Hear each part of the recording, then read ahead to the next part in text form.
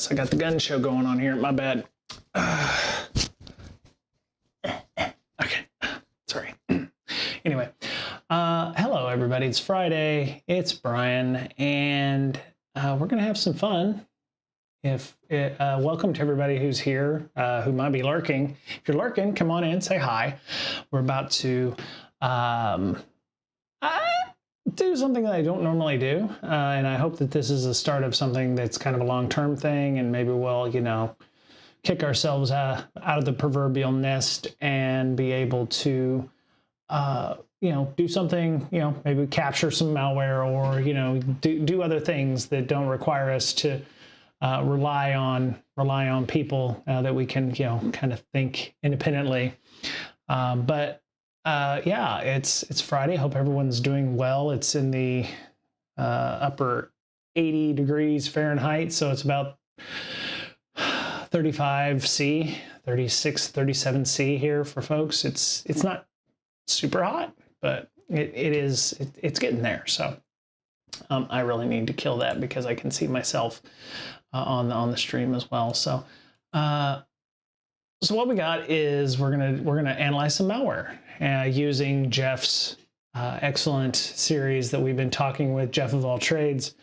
If you're unfamiliar with that, or you're brand new, you're shiny and brand new here to our channel, we've been following along with setup of a malware lab with Jeff of All Trades, which I will post a link to his stuff here in a second. Let me grab that link for him because he has some good content and it's easy to follow.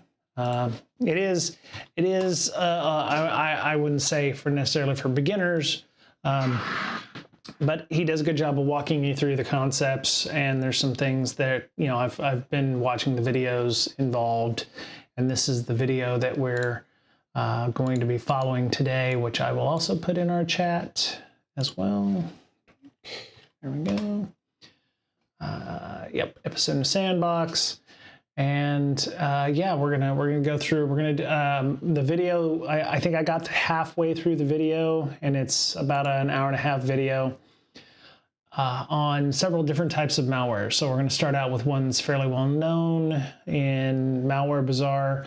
We're gonna do some VB script stuff. Some macros in a controlled environment.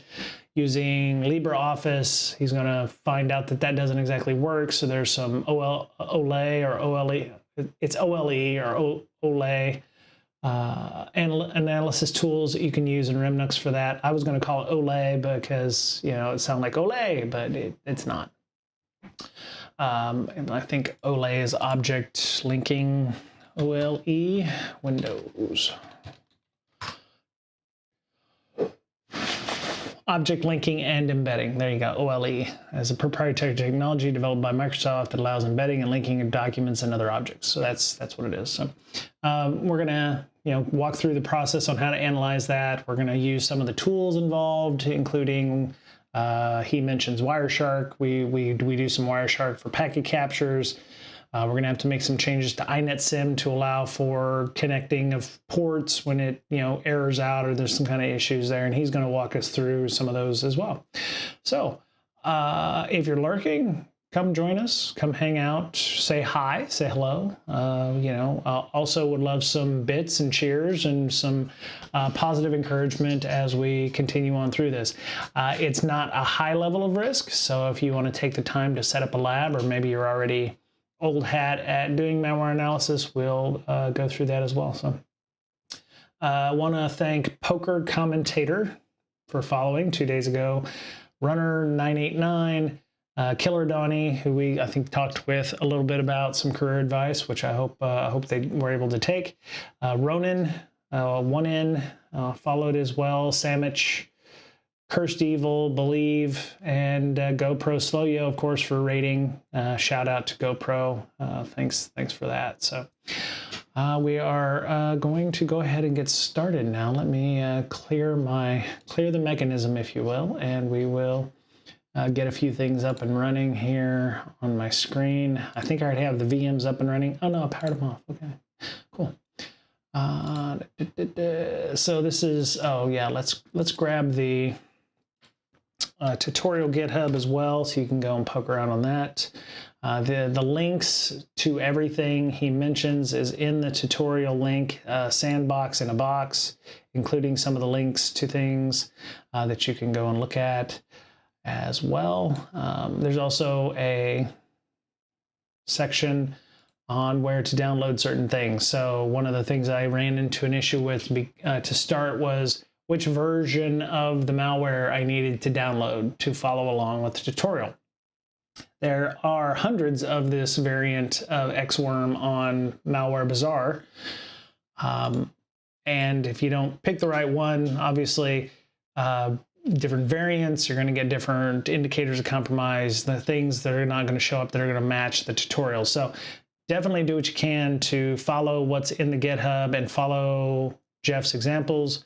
You know, I think once we get our feet underneath us and we get a little more stable and get an understanding of the process of, you know, observing malware in an environment, we can start looking at like, oh, here's an exe version of that, or here's a different variant of that which does different ports or different output for that. So just a heads up there. I have not been the best in the past of following to the T certain tutorials on things, and even in the tutorial I did with Jeff, I found I was doing a few things like, oh, I'll add VS Code because I want to be able to do this, or I want to add Windows Terminal because I want a multi-tabbed interface, which he didn't do. Try to not open yourself up to additional things, because we are going to be looking at real malware here. So don't just be plopping a PS1, a PowerShell script on your main box and run that thinking, oh, everything is all cool. I'm not responsible. I probably should have some kind of disclaimer up here in one of these spots saying, don't do stupid shit. Don't get yourself infected. I'm not responsible, or Jeff is not responsible for any bullshittery that occurs because you didn't follow the instructions. And that goes for me as well. So just a heads up there. So let's see. Yeah, okay. And so we will go ahead and get started now. So the previous version, I'm not going to go back and explain a lot of stuff. As he mentions in his video, he's not going to go back and explain a lot of things either. We have two VMs, Remnux, and I called mine polluted, which is my Windows 10 box. I do have a licensed copy of Windows 10. Has everything installed in it, and as you can see the snapshots, I've set a clean snapshot. So when you start with the analysis, you always want to have a clean environment. So this is the cleanest environment possible. So we're going to go ahead and give that a start. And we're going to give Remnux a start. And here's his video of us analyzing malware. And I'm going to, I think what I'm going to do is turn down his volume a little bit, because one, I want to make sure that we're doing what we can to stay up and running. And if the audio isn't good, or my audio cuts out like it did on the last stream, let me know. Also, I should be streaming at 2K resolution here. Yes, and I am streaming at 2K resolution. So hopefully it'll be a little bit crisper, a little bit cleaner. You'll be able to make the screen a little bit bigger for that. I was using OBS's version of enhanced broadcast service, EBS. The problem was it only outputs in like 1080p, which I have a fairly beefy graphics card and fairly capable machine. So I'm actually streaming in 2K on Twitch and on YouTube instead of 1080p. So hopefully the resolution will be a little better for that, and we'll be able to do some cool stuff. So here's my Windows box, here's my Remnux box, and I'm going to turn closed captioning on. All right, so that's Jeff, of course. One second, let me start back at the beginning, and I also need to turn the playback speed down to normal so we can have our discussion here.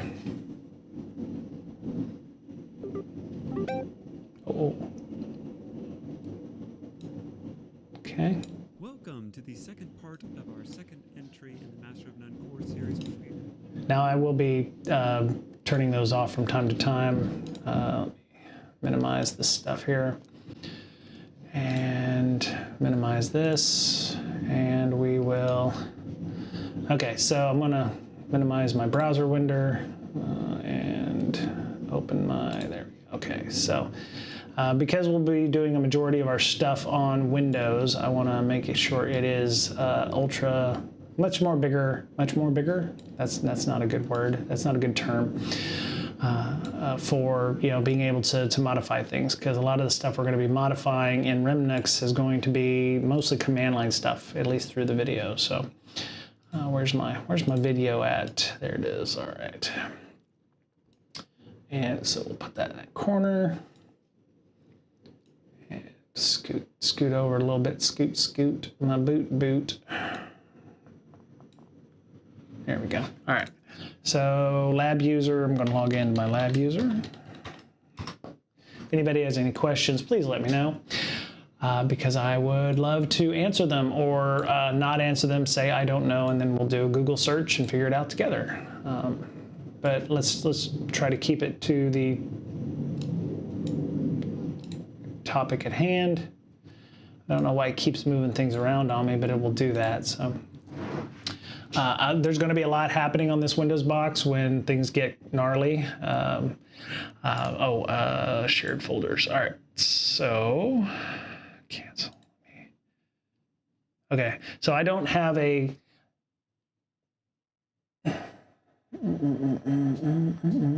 Okay, so I have gone through the first part of the video here. Here from not part one, the reason we've dubbed it that is because in part one we built a small static and dynamic malware analysis lab. Yep. So this is him talking about setting up the 2 VMs that we have, and he's going to start things up. We won't get through a lot of the no pun intended or double. And I didn't do the Crack Me challenge. I'm not going to do the Crack Me challenge on the stream because he set up the Crack Me challenges for people to have like kind of a wall of fame kind of thing. So if I figure out the Crack Me, it will be independent of the stream, and I won't be doing the yes, I know, thank you. It is in fact turned off. I'm going to turn off. I can't. Yeah, it's gonna be annoying. It's gonna be an annoyance. I'm not gonna do the Crack Me on the stream because it doesn't make any sense. I shouldn't be, showing that information, and that's for other people's benefits.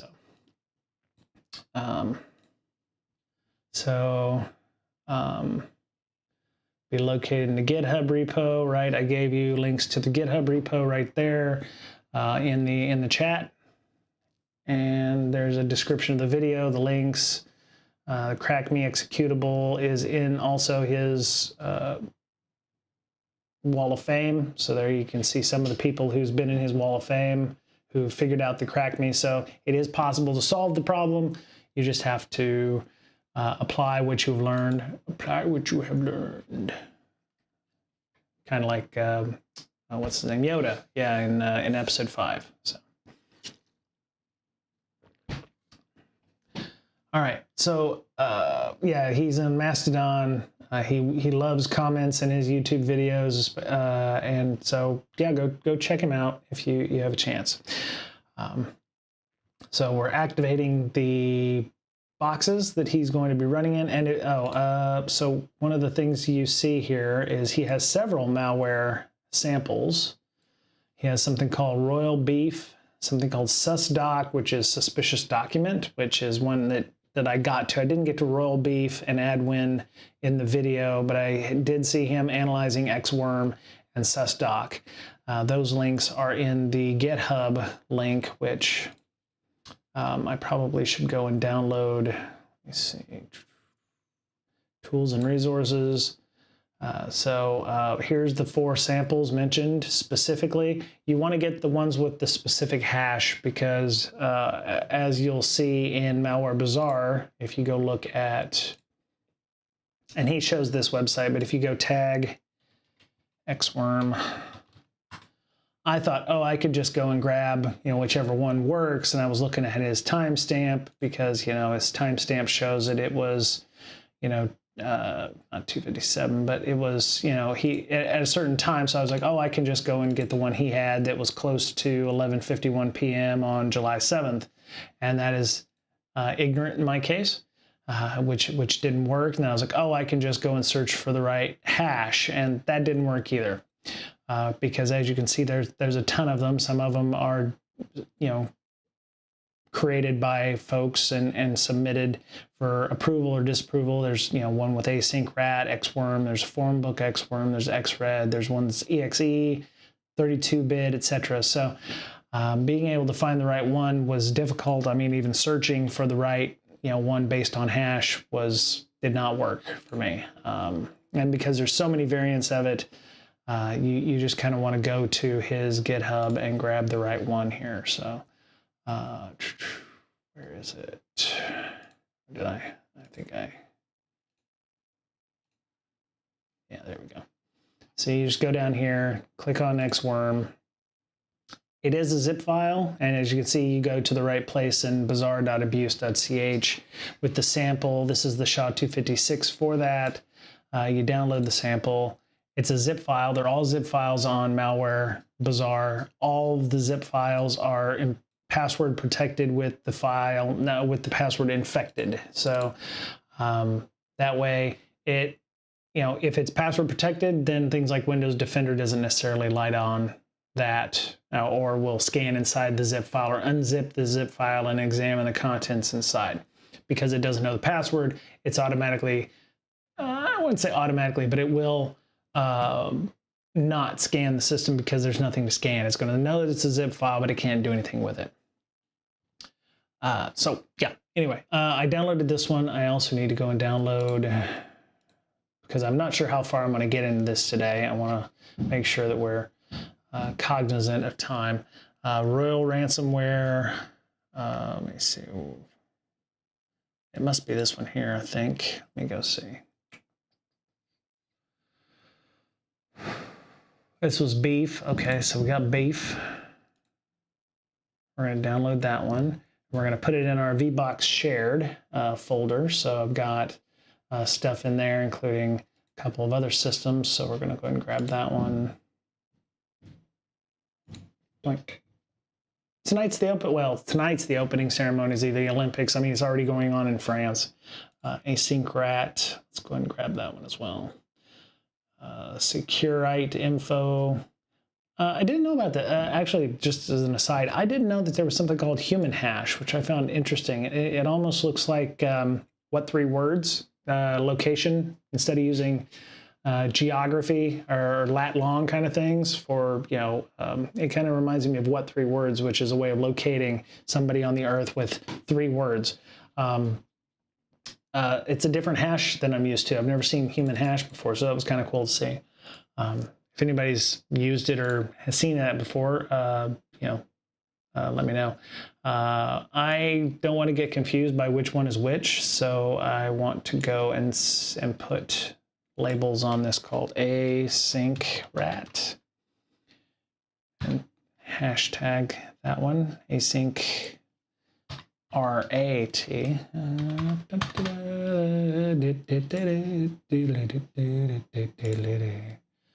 All right, so back that up.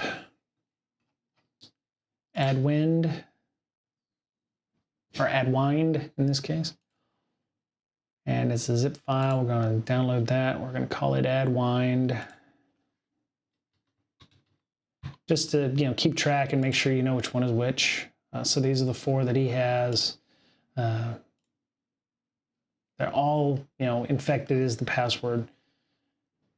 Probably wouldn't be a good idea. And I don't know if it'd be a good idea or not, but if infected is the name of the password, if somebody just wanted to send you a piece of malware, I don't know if there's some kind of automation that you can put into place to automatically unzip a zip file and add the zip password infected to the system, if you could get it to unlock that way. But yeah, so all right, close that. All right, and then analyzing real malware.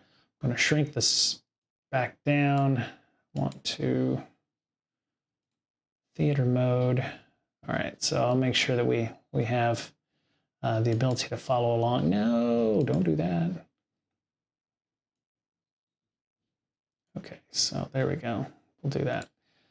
All right, so I don't know which one susdoc is, but he has the Xworm one as well. Even if we don't know the malware family, all these samples are free to download. We go to Malware Bazaar, seeing there's Malware Bazaar, which is bazaar.abuse.ch. There's more than a few places you can go to get malware similar to this. Some of them come in like a PCAP form. I want to say Malware Hunter's website also is very similar. Right, you can search by different tags, different signatures, different hashes even, I believe, which, you know, I could have searched by the hash, I guess, if I wanted to, you know, pull up the hash 256 for that. They have a Yara section with Yara rules. You can download samples there. It'll be in a zip archive with the password infected. All right, so the one thing I did when I was watching his video, I was trying to follow along a little bit. What I did was I turned off the shared folders, and one thing he tells you is, yeah, you don't want to have any kind of reach back to your main box when you're analyzing malware. So the first thing you do when you go in and you do these things is you want to turn off. Hello, welcome, Big Gal Beach. Welcome. Thanks for coming in and hanging out. And then you can make that connection in Windows. I'm gonna go ahead and so what I'm doing is I'm going that little extra effort. Okay. Oh, this is where I need to jiggle the handle on the machine. There we go. Yep. I don't know why VBox has that issue, but sometimes things just don't work right, and you need to go in and enable certain drives or what have you.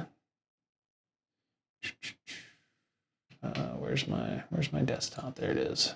Okay, I may have to reboot this box, depending on. Let me see this PC. Okay, so I may have to reboot the PC. It's not a transient box. Auto mount. There we go. Give that a shot. Okay. There we go. So I've got my Adwind, my Syncrat, and my Beef. Go ahead and cut those and put those in the malware samples folder on my desktop. As you can see, I tried to download several and realized, oh, I screwed up. But so, yeah, so the PowerShell malware, EC4. I don't know how I ended up downloading multiples of these, but I will go ahead and do that. Delete those. And so, yeah, this is the PS1 script that he mentions in his video. Some of the, you know, when he's going through that, you want to make sure that you're following along. Sometimes the video may take once or twice to go through. That's why I was wanting to watch the video ahead of time in case it was like, oh, you know, you're going through and you're doing something and it's like, oh, I made a mistake or what have you. So I was going back through and making sure that I didn't run into the issues with doing something, and then he's like, oh, I need to backtrack and do something. I was like, oh, I've already screwed my system. So one of the things that he does tell you to remember to do is to remove your shared folder, because you don't want any kind of pollution. You know, if you're running ransomware or something like that, it's going to, you know, potentially ransomware, and then it will beacon out to other things, and by that time it's already got into your shared folder, and then it's got it under your computer. So what you want is, you don't want anything in your shared folders when you're analyzing the malware. So I've got that. I've got the malware samples on the Windows 10 box, more isolated than previous. The other thing I would check and make sure you can do when you're on your Remnux box is that you can ping your Remnux box, which for me is 10.10.10.3. So I've got a ping for that one, and I can go into my Remnux box and ping 10.10.10.2, which is my Windows box. As you can see, I can do that too. So I've got I've got basic connectivity between the Windows and the Remnux box, and I need to run inetsim on my Remnux box so that I can emulate traffic, because the Windows box, when malware starts popping, is going to go and try to reach out to do things, and Remnux and inetsim are going to act like the internet for any kind of malware that's coming through.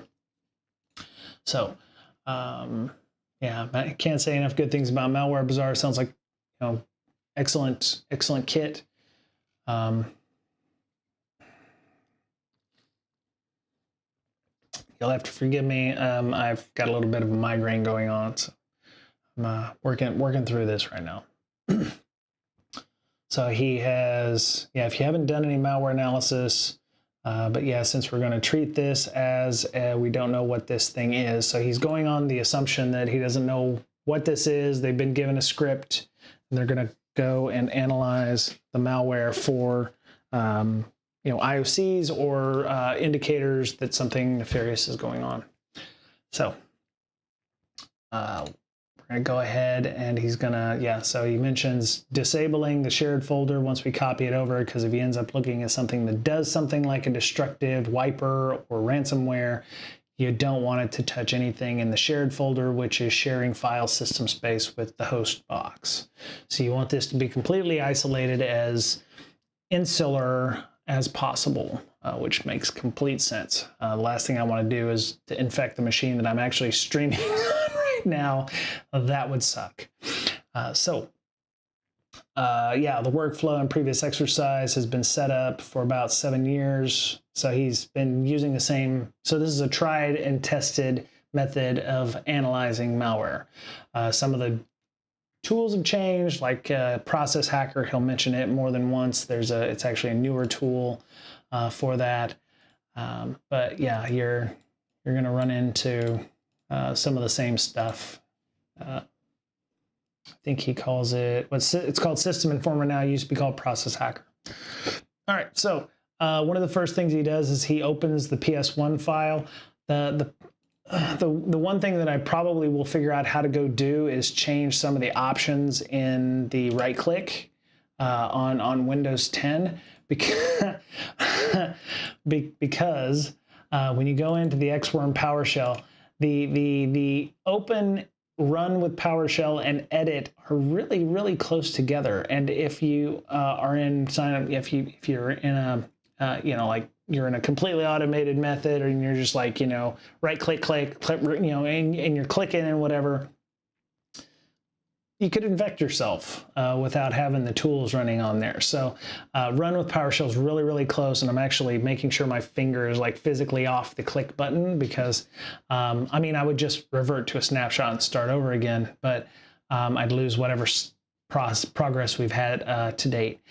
So you go into edit, because that's what you want to go to, and open the PowerShell ISE. And what you see here, he mentions we're going to analyze it. We're not going to analyze it deeply. We're just going to take a look and eyeball it for a few things to look out for. Now, keep in mind, he's been doing this for years. It's probably a job of his that he's had in the past, or he, obviously has a YouTube channel. He does it for fun. Not fun and profit, but just for funsies. So he understands a little bit more than what I did. So I'm learning as I go along. If you are unsure of what you're doing, just keep in mind what's going on there. So he says, first thing to look out for when I'm looking at this is something called 4D5A. So this is the area here, 4D5A. 4D5A says that this is the malware analysis. Know their file signatures very well. Sticks out because that is the executable file signature. So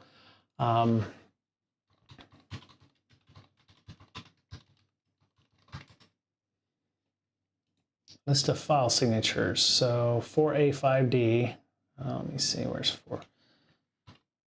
4A5D. No, not 1A5D, 4A5D. Interesting. So apparently it comes up differently for something else here. I thought I might find it in here. It is 4A5D, right? or 4D5A, my bad, 4D5A, 4D5A. There you go. So exe, DLL, MUI, sys scripts, like screensaver scripts or something, control panel, OCX, AX, IMEs, RS, TSPs, FON, EFIs. These are executables and its descendants, including new executables and portable executable, or executable, new executable 16-bit and PE, which are 32 and 64 bits. So there you go. So yeah, you got your 4D5A, and this is a nice Wikipedia page here for those folks, and might be worth a bookmark if you want to pull that down. Tells me that there might be an embedded executable or two in this script. You can see that there's some net service stuff going on here. So he said, where did he put that? He said there was some net service stuff in here.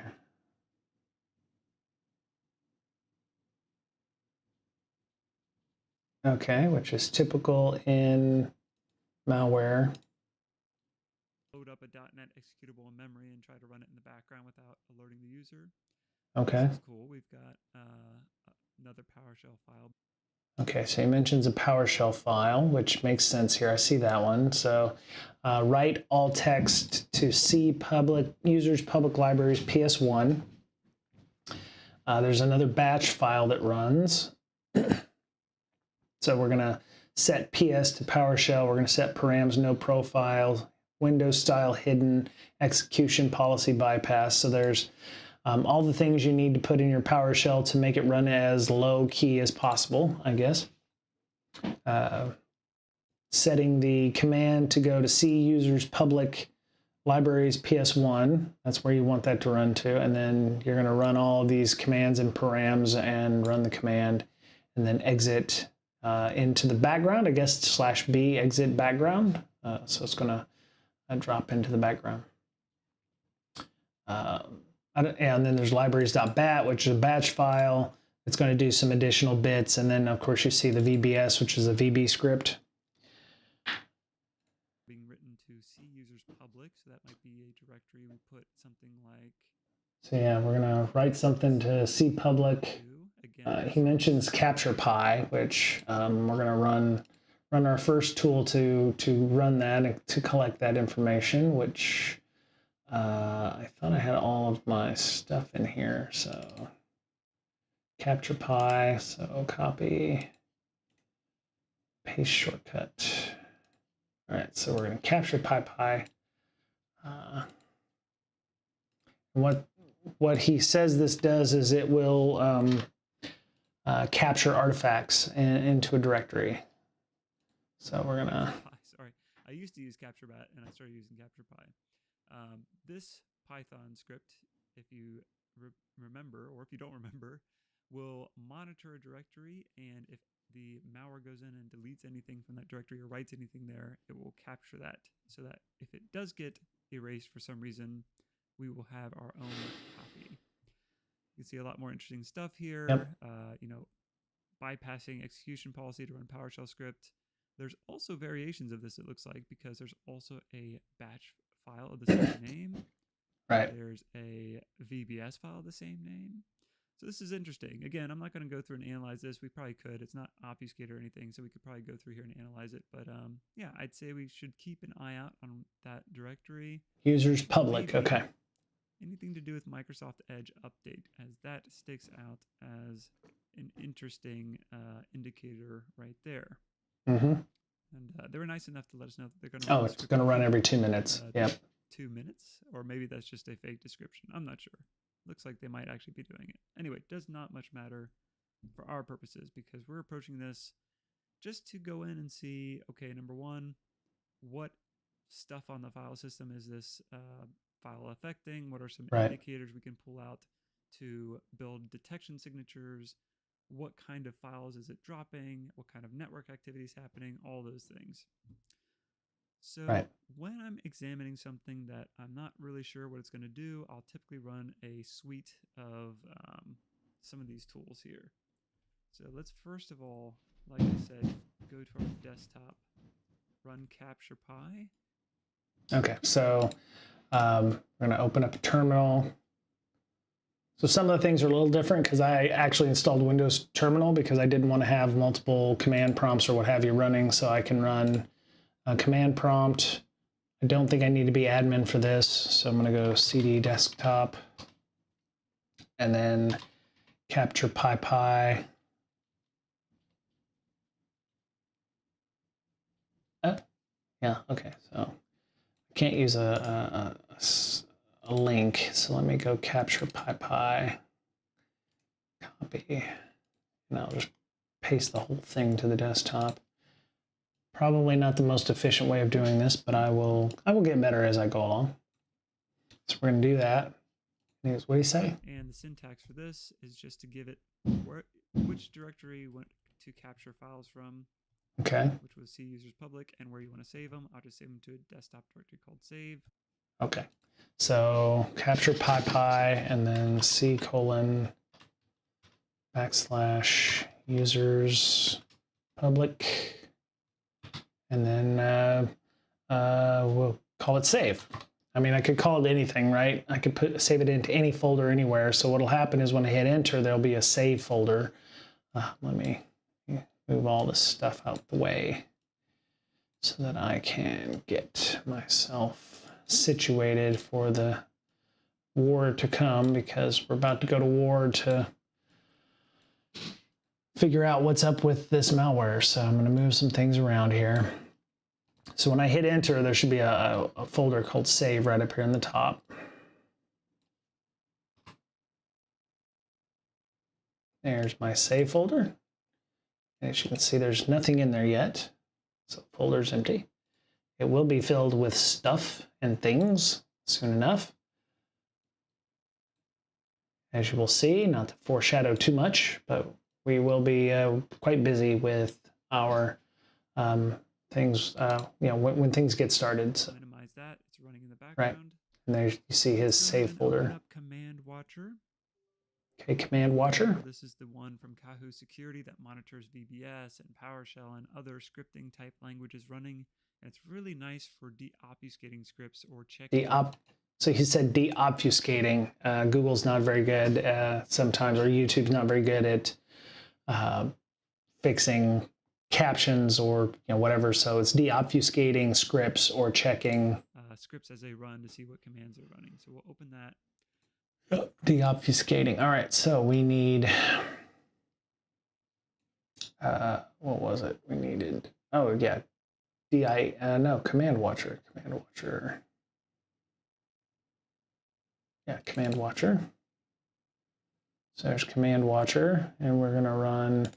So he does make mention of a few issues here with Command Watcher. Yep. There we go. He said in previous versions there was a button right here that was manual, and he'll go into that a little bit. And of course you see where there's logs being written to, so you can figure out where the log file is going to be saved. It's going to save to the desktop called logs.txt. If you've got a lot of different log files going on, or a lot of things being logged to different things, sorry, you could call it something else, but we're just going to keep it logs.txt because that's what Jeff left it at. Spawn control, but I'm going to save that for last because it tends to suspend all my other tools as well. So that PowerShell script will suspend every new process that gets started and prompt you to either keep it suspended or run it, which is really nice if you have malware that's like, unpacking itself in memory, or trying to execute something in memory and it tries to start a new process. You can halt it, dump it to disk, and then continue on if you want to. So we'll keep that. Right. So he mentions, what was it, Command Watcher, and then process capture, process spawn control, I think is the one he wants. Yeah. Okay. Because you also have to do that prompt for everything you open. Right. And let's go ahead and start Wireshark. We will have inetsim running in our, where's my Remnix window? Right there. We will start inetsim here shortly. Okay, so there was a lot there. Let me back that up a little bit.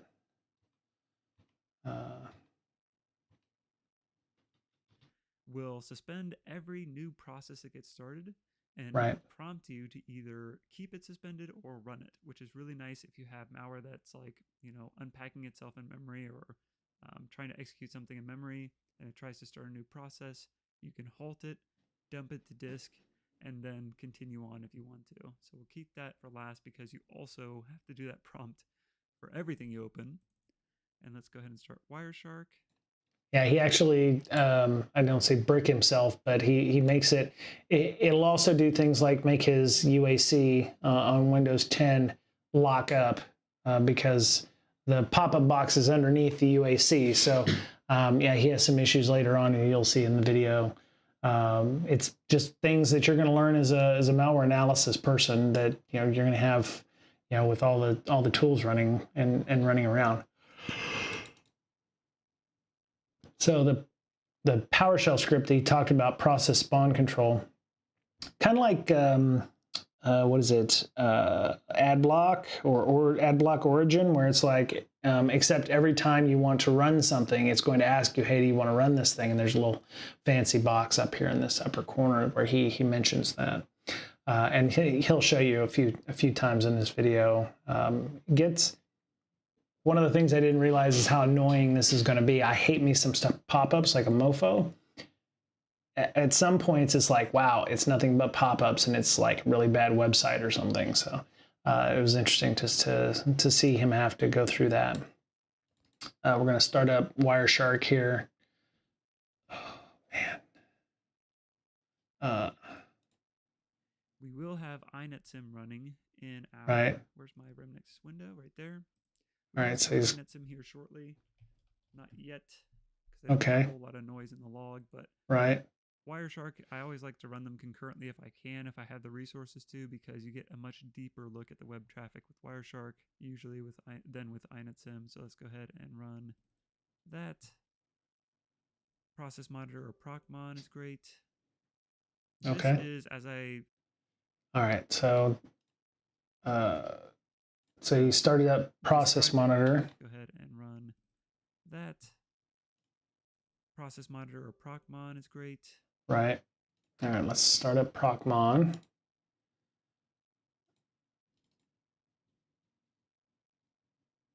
I'm assuming it's, nope. Okay, that's not the one you want. You want procmon 64, not procmon 64A.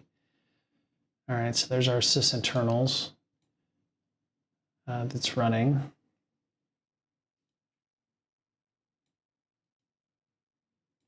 All right, I'm gonna try to keep that as big as I can get with the system here. There's a lot open on the screen here. So this is the Remnux box, sudo inetsim. There we go. This is, as I described it in part 1, this is like Wireshark, but for processes. So it will tell you all the different file system and registry and network operations happening for a process, but it does this for every process. So we do want to set a filter. Okay. Now, typically what I used to do is I would see if I could pull out, a process name like PowerShell.exe. Okay, so I did not see where he clicked exactly on that. Okay, so click on filter. So we do want to set a filter. Now, typically what I used to do. All right, so we click filter. Okay, and he says. So I'd see if I could pull out, a process name like PowerShell.exe or the name of the malware if I knew it, and do it by process name. A recent tweet clued me into the fact that the newest version of procmon has this wonderful filter called process start. So you can actually set it based on time. If we go anything started after that time. Oh, that's kind of cool. Okay, that makes sense. All right, so we're going to create a filter that says anything after this date, right? So process start, and then more than, and then today's date, or right now for me, it's 3:27 p.m. Pacific time, plus or minus 6,200, 9956 microseconds or what have you. Okay. Filter out all the kind of like background. And it's going to filter out all the background noise. On what's going to happen when we run. Okay. Do that again because I hit the X instead of what I wanted to filter. So process start more than 328.25.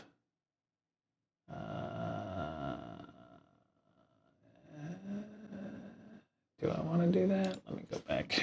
Like go anything started after that time. Oh, add. Okay, so I have to add. Sorry. Cancel. The add. There we go. And then say apply. And as you can see, everything before this point is gone, right? So 249,000 events, 206, anything created or anything that's in flight, anything that's happening right now. So as you can see, the events keep piling up, 251,006 events or what have you. All the kind of like background noise and just focus in on what's going to happen when we run this thing. So let's keep it running in the background. Okay. What else? We want System Informer, previously known as Process Hacker. System Informer. Okay. So I'm going to close this. I'm going to System Informer is the thing that he's opening here. Right there. All right. So. And you can see it already captured a bunch of info on that as it started up. So let me clear that out. Right. And what else? I think that'll actually. Okay, so he mentioned, oh yeah, this started up a lot of things. So he keeps clicking this button here. It's an eraser or something like that. So it's he's just clearing that out because all of that is schmutz that he doesn't want to have to worry about, or things that are known good because he hasn't started the PS file yet. So he's still seeing things like thread create and what have you that are popping up. And as you can see, he already had stuff coming in as well on his System Informer. Oh my gosh.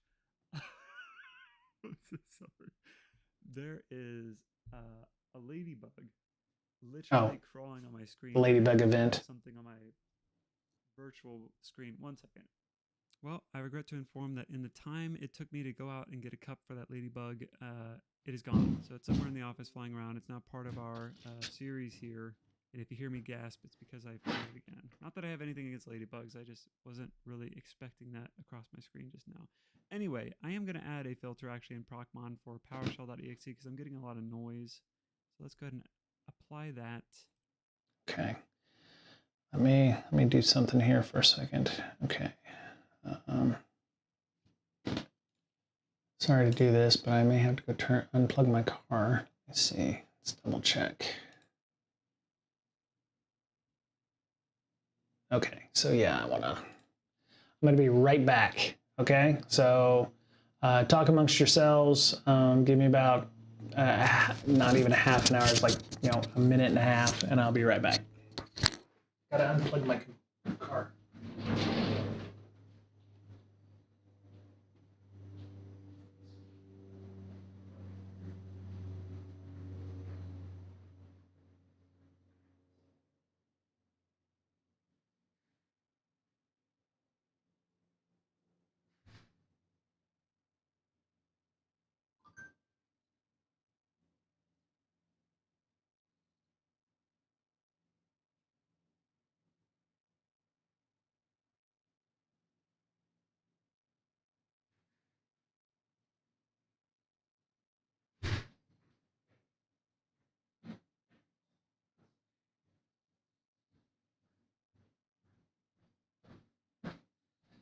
Okay, sorry about that, folks. As you can see, my solar output was starting to drain the batteries on my house, so I have to be cognizant and aware of that so that we have power overnight, that kind of thing. So, so we're not, on the teat of SDG&E. So,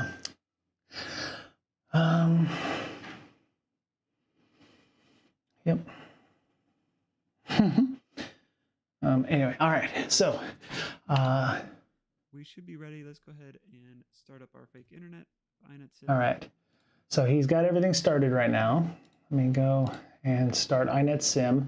Now we have to run it as root so that some of our lesser known services that are running on 443 and what have you get included as part of the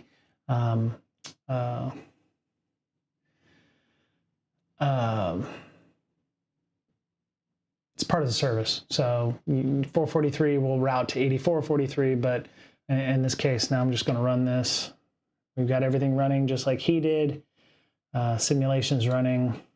Make sure that runs everything. Yep. There it goes. Simulation running. I was waiting to start process spawn control because when you have command watcher and process spawn control turned on, Right. you'll see this in a second, they compete with each other because they're both monitoring for new stuff happening, and one of them will log what the other one's doing and vice versa, so it gets kind of annoying. And I've noticed, I don't know why, but in version 0.4 of command watcher, Right. they used to have a manual mode where you could kind of auto accept everything, and they took that away now, so that's kind of annoying, but we'll deal with it. I'm going to start. I mean, I can understand kind of why they got rid of the manual thing. If you click that and it's like accept all, maybe there were some things that you didn't necessarily want to accept, or maybe something else, beyond the pale. It's like, oh, you might have missed something. I could see where that would be like a, hey, I clicked select all and maybe I missed an IOC, or maybe I missed a registry edit or something. I'm assuming, and if Jeff watches this later on and makes a comment, you'd have to go in and look at the logs, and there might be some additional work done. I don't know what I don't know if he ever got any kind of clarification from the project teams on that, but feels like you would want to make sure that you're collecting all of the artifacts that it's creating when the malware runs. So. Start process spawn control first. So he's going to run process spawn control. Procmon as well, because Procmon is monitoring for PowerShell.exe. Right. So let's clear out all those benign log entries. Okay. And by the way, you don't have to run all these tools I'm running. If you're hungry for resources, you don't have to run all of these at the same time. Right. This is more benign stuff, probably from process spawn control. In fact, okay. Let's do this while I'm talking. Let me finish my thought. Yeah, you don't have to run all of these tools if you're hungering for RAM or anything else, or CPU or anything else. You can run these. So it looks like he has another filter for process monitor for procmon filter. Oh, my shit. Paused again unnecessarily. I don't know what the hell's going on where I have to unpause and pause my shite, but maybe I need to make my machine a little more beefy. I don't know.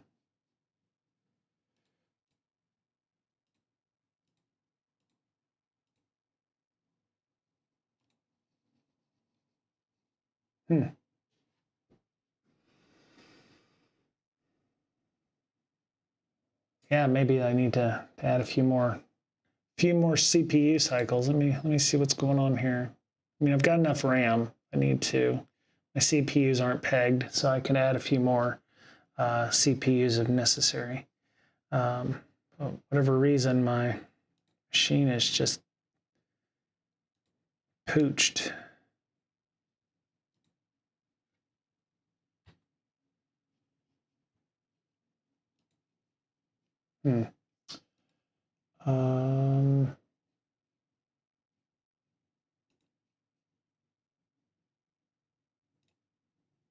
Power off the machine. All right. Let me go in and add some. Go into settings. System. All right. So base memory is 12 meg. Let's pop that to 6. Let's pop that to 24. Because I've got the RAM for it. Let's see, processor. Let's add another CPU. I've got enough of those as well. Acceleration, okay, it's fine. Don't know about nesting, etc., etc. Go to settings here. Also go to system processor. Okay, all right. So that may make it a little more beefy for the future. cross fingers and hope I haven't, you know, pooched it permanently.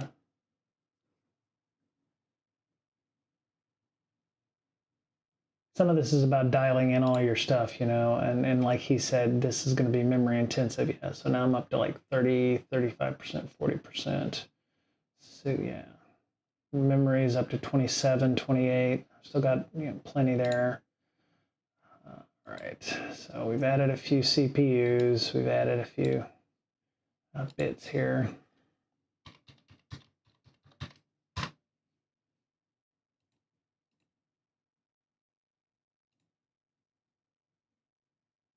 Ugh. Boy, it doesn't like me doing that, does it? There we go. Auto size. What's going on with this thing?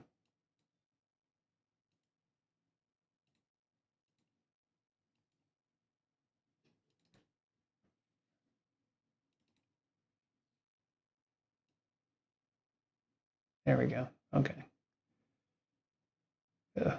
Boy, it does not like me doing that, but you know, that way we can get our maximum. Let me double check and make sure. Lock the taskbar. Go to task manager.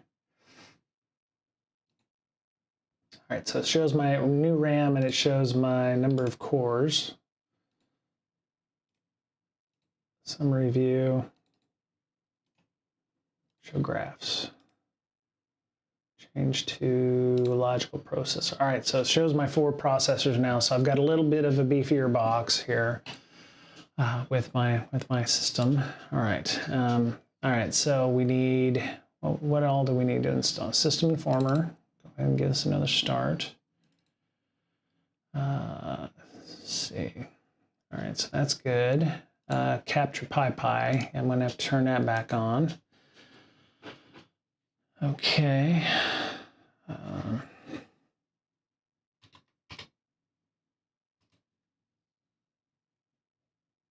Oops. Capture PyPy.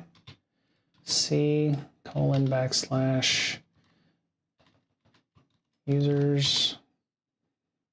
public, because we were doing that. All right, and then save. So we have a PyPy launcher that's running. It's got save running in it. If I close this, I'll probably close the other thing as well. Actually, let me make sure I got this right here. So I'm going to do it in command prompt. That way I don't do something wrong.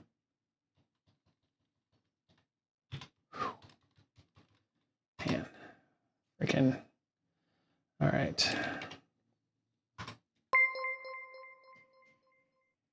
Hello, Howling Cantoli. I apologize if I got your handle wrong. I'm battling a migraine right now. So, all right, so that works. C:\users /public, and then save. Okay, so we've got that running in the background. And we've got all this running. It's happening right now. I'm going to shrink this up a little bit because I don't see any output that's important right now. Procmon, we need Procmon running, process monitor. Yes. All right, so double click, shrink that mother down. And we're going to go in and filter. We're going to add some filters because those filters got lost. Process name is PowerShell.exe. Actually, let's do them in order. So process name start is more than right now. There we go. Yes, I know. Thank you, Windows Firewall. Thank you so much. And then process name is PowerShell.exe. I think the idea is he's trying to filter out some extraneous stuff, right? So I'm going to add that one as well. Hit apply. There we go. And we're going to continue. We're going to hit this more often than not. This clear right here when we're running. So we got System Informer running. We've got Process Monitor running. Capture Pi is running. And then go back, restore your snapshot, run the malware again with another tool, go back, Right. run the snapshot again. So before we got interrupted, he was mentioning that if you're tapped for resources, let's say you don't have a nice beefy laptop, you can run your sandbox with a limited number of tools. Then you can revert your snapshot. You know, it's a bit more time consuming, but you can run it with a certain tool set and then run it with another certain tool set. So like I need to run, I also need to start Wireshark. That was one thing that I need to start, which should come up in, there we go. Will come up in Process Monitor at some point here. INetSim is running, so you're going to see the traffic on that. That's coming across the wire because we started INetSim a little earlier, so that's why you're seeing some activity on the network that he had mentioned about. With another tool, but since I am lucky enough to have a lot of RAM and CPU on this thing, yep. I can run all of these and monitor multiple things at a time. One more filter I'm going to add is I'm going to exclude the PID for PowerShell running process spawn control so we don't accidentally pick up. Okay. There. All right, so the process spawn control, so I need to find in System Informer the one that's running Procmon? No, it's the one for conhost.exe. So we need to find the one that's conhost.exe.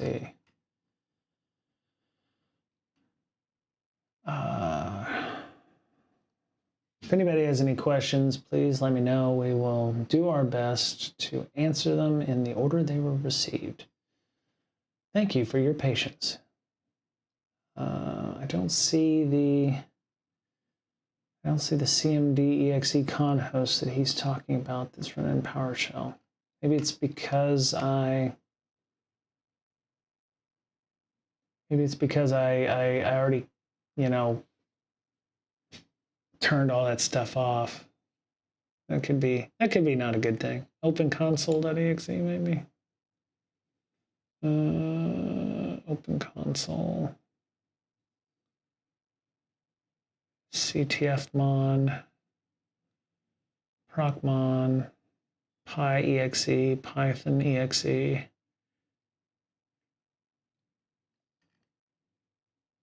Okay, so we'll see. I think we're finally ready. Well, once we start Command Watcher, we're finally ready to start our malware. Okay, and he wants to run Command Watcher, so we're going to run Command Watcher. All right, so we're going to double click on that bad boy. Oh, maybe, oh, you know what? That's probably the CTF. Let's see. A lot of service hosts here, so where's explorer.exe? See an Explorer exe here. Looks like he might have a, there we go, Explorer.exe. There we go, yeah, Explorer exe, Procmon, Wireshark, OpenConsole. I think this might be the one. He's using CMD exe. I'm using Windows Terminal, so I probably will want to. Which one did he block here for this? Back it up. Stuff from there. Process. One more filter I'm going to add is I'm going to exclude the PID for PowerShell running process spawn control so we don't accidentally pick up. Okay, process spawn control. And with that, I think we're finally ready. Process spawn control.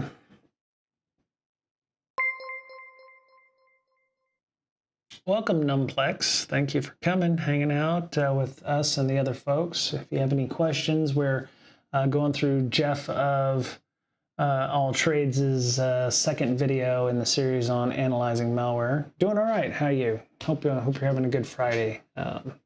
I'm a little fuzzy up in my head with a migraine, but we're going to be analyzing some. Sure, you can ask some questions related to this field. I don't mind the messages. Please feel free to ask your questions. Was it process monitor? exclude the PID for PowerShell running process spawn control so we don't accidentally pick up. Okay, so yeah, it is in process monitor. If it's certification related, Security Plus. Go get a Security Plus. Process monitor.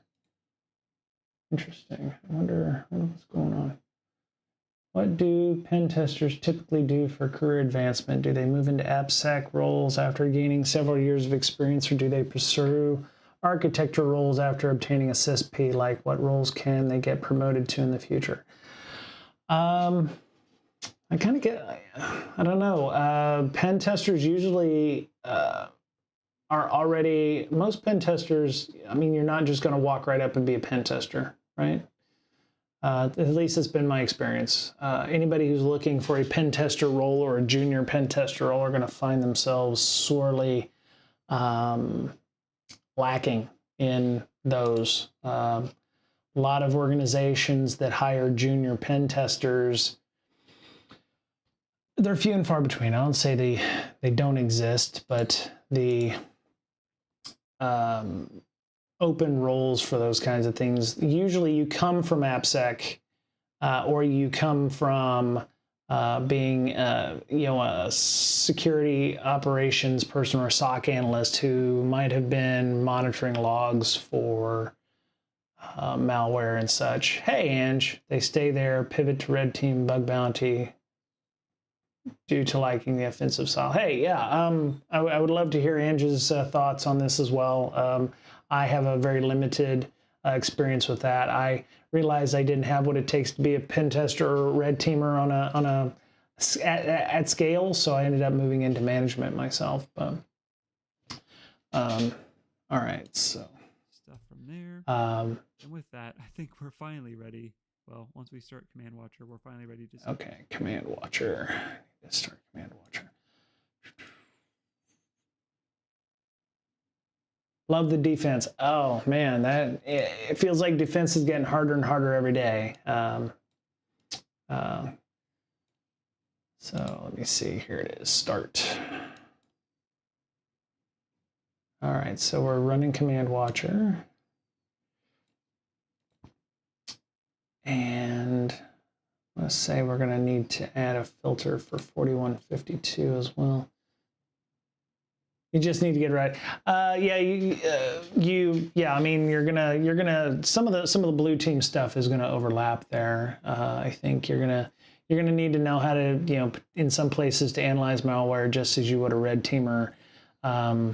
A lot of the problems with blue team is you're also in meetings while the bad guys don't have to be in the same bullshit stand-ups with your management or justifying your existence to this management team.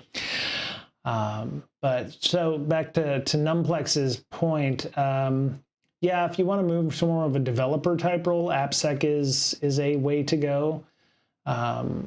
But yeah, you can also pivot to red team or do bug bounty stuff.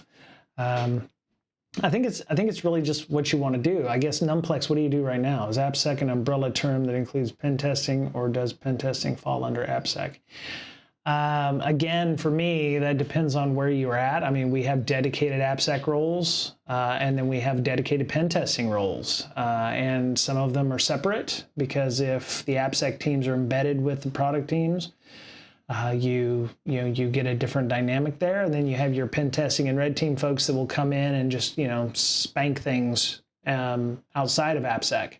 AppSec in my organization is often the people that get asked, hey, should we build this thing this way? Or, hey, we've got a cool thing. Here's a bar napkin with the idea, and this is how we're going to set everything up. And then AppSec comes in and goes, yeah, you need to do X, Y, and Z. And, oh, yeah, you need to do this thing. And kind of give you a better idea of what you want to see. In hopes that they will build it more securely before it gets to the pen testing and red team folks. But that's been my experience. Ange, if you've got other thoughts, or anybody else in the chat, feel free to ask the question. Yeah, pen test. Yeah, it can be hardware too, or human hacking. Yeah, I'm more into building things or defense. I think I'd rather go for cloud security. Is that a good area to specialize in? I hate using the term depends, because I think that there's a lot of specialization will probably kill you in security. If you're too specialized, then you're going to be pigeonholing yourself into certain types of jobs. Yeah, to Angie's point, everyone is there. There's a lot of people involved. Well, at least we're getting some traffic here. A lot of it is, I haven't even started running the malware yet. I think a lot of it is, depending on what you want to do. And I would say, yes, it is somewhere where everyone is, but there's other things you can do there to malware. Let me see. The actual okay, he's saying resume process. All right, so we'll go that route. Yeah, I mean, it really just depends on what you're wanting to do. If you want to work for a cloud-based company, you're going to be doing that stuff. So,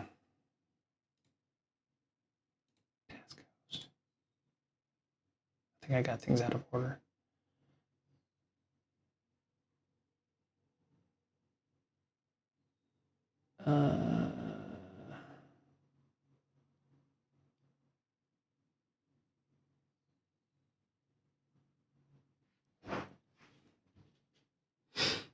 Building defense. And like I said, they're like bouncers. They're like, hey, PowerShell's trying to run. You sure about this guy? You want me to get rid of this guy? Yes, go ahead and run it. Go ahead and run it. Okay. Fun control. You'll see some of this is going to be background noise. Some of it's going to be related to malware. Building defense. For anything that really sticks out as interesting. And all of this so far is interesting. Yeah, service host. Something that directly points me to, oh yeah, this is definitely the malware doing this.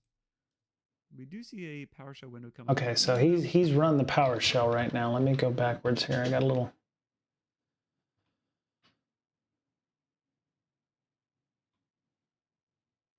Let me. You know what? I'm gonna make sure that I don't do something wrong. I'm gonna close that and just run CMD.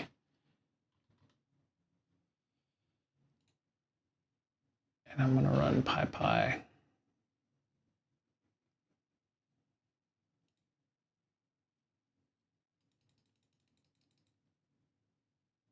There we go.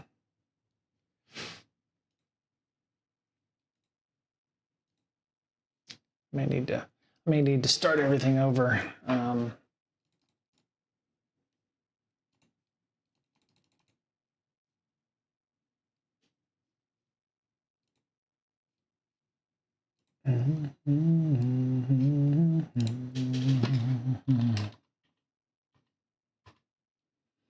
Okay, capture.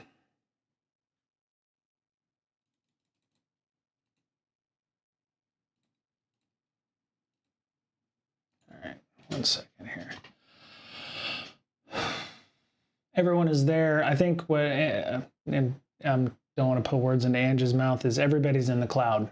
Everybody's building in the cloud. Everybody is using Azure, Amazon, or GCP. If you have a physical presence, like a literal physical data center, you're a dinosaur? No, it's okay.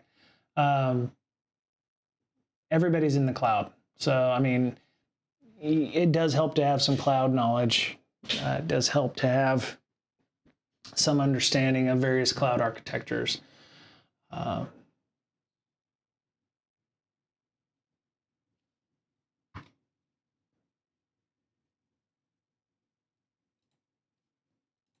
me see, what is that going on here?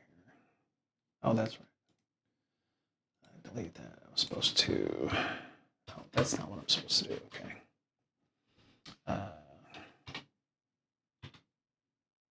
C:/users public. Yeah, Kubernetes, all that stuff. Save. Okay. So we're going to clear that. We're going to clear the mechanism because I haven't activated anything yet. There we go. All right, so con host, he wanted to. PowerShell running process spawn control, so we don't accidentally pick up. Where's process spawn control? With that, I think we're finally ready. Well, once we start Command Watcher, we're finally ready to start our malware. All right.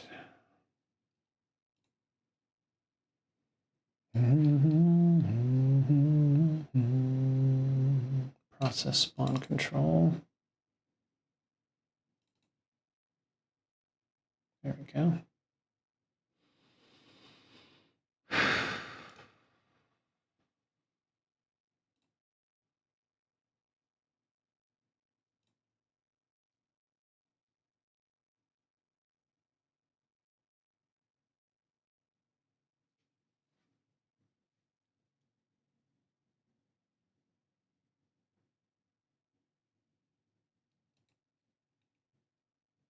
Okay, so con host. Okay, so he wanted us to accidentally pick up stuff from there. Shut time. One more filter I'm going to add is I'm going to exclude the PID for PowerShell running process spawn control, so we don't accidentally pick up stuff from there. Okay, so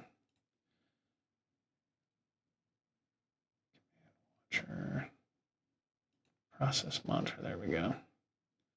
All right, so event filter, PowerShell for process spawn control, that's what we need. Okay, so we're going to add, and with that, the son of a bitch. Okay, is PID. I'm going to exclude the PID for PowerShell running process spawn control, so we don't accidentally pick up stuff from there. And we need 1128. I think we're finally ready. Well, okay, so the PID for that was going to be different than his PID. So yes, I'd like to add that one. Yeah, there we go.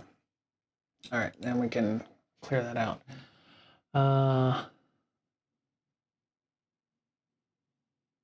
Extending protection to data and applications in the dynamic cloud environment. Yeah, that sounds like salespeople.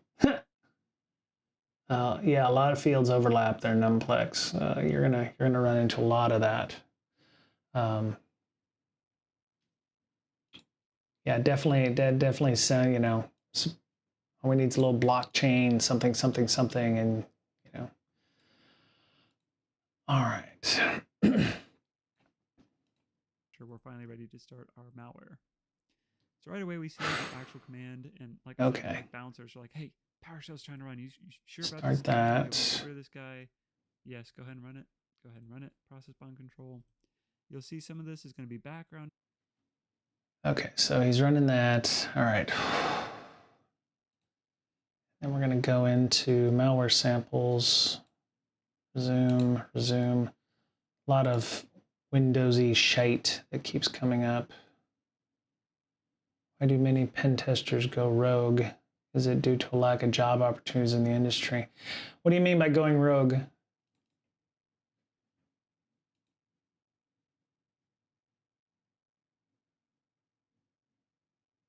Yeah, I was going to say many is an incorrect word here. If they were bad, they were probably always bad. And by going rogue, I'm assuming what, they become threat actors? I don't know what your, you know, what the thought is there.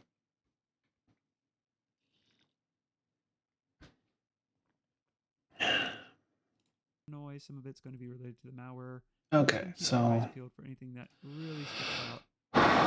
Interesting, and all this so far. You're not offending anybody. I just don't think that you know, somebody's just gonna say fuck it and go black hat like that. I think there's a lot of folks that work in our industry that are the silent majority that, you know, do their job 9 to 5. They're on a red team. Yep, and just absolutely correct. Depending on the country, if they stay in that country, yeah, there could be more money and less risk. Yep. Yeah, I'd say if they already were having leanings of becoming gray or black hats, then they were already, you know, doing that kind of stuff. Okay. Well, like Samuel Jackson said in Jurassic Park, hold on to your butts. All right, so nothing that directly points me to, oh yeah, All this is right. definitely the the malware doing this. We do see a PowerShell window come up, and even though we set our execution policy to unrestricted in the last video in part 1, we still get this prompt, which is good. A savvy user would be tipped off when this pops up that something might be fishy about this PowerShell script. Although if they're clicking on this in the first Right. place, So he said A. that tends to be the case, unfortunately. All right, so we're gonna go A. Get started, it's gone. So let's take a look at Procmon, because I don't see anything else of note in Command Watcher at the moment. Right. There's going to be a lot of stuff here, and sometimes it's hard to filter out the most interesting part of these. We do see it starts conhost.exe. We see a bunch of registry and like loading up libraries, but that happens with any kind of executable, really. What I like to do when there's a lot of noise like this is filter on operation contains write and see if it wrote anything to disk, and look at that, where we have our capture. Okay, so in Procmon, he said we're gonna go in and look at, how did he do that? Libraries, but that happens with any kind of executable, really. Right. What I like to do when there's a lot of noise like filter, contains operation contains write. Okay, operation contains write. So go filter, operation contains write. Okay, so yeah, now we're seeing the exact same stuff he was seeing with several places where files were being written to roaming. There was a couple of places, PS1 libraries, getting written, tons of stuff. We're getting some non-interactive bits. If the capture PyPy is working, we should have some artifacts in here. Zoom process. So you can see we've got some libraries, PS1 BAT, PS1 VBS. Cool. All right. So far so good.